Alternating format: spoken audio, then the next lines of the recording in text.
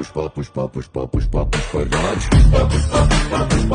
Pushpa Pushparaj Pushpa Pushpa Pushpa Pushpa Pushpa Pushpa Pushparaj Pushpa Pushpa Pushpa Pushpa Pushpa Pushpa Pushparaj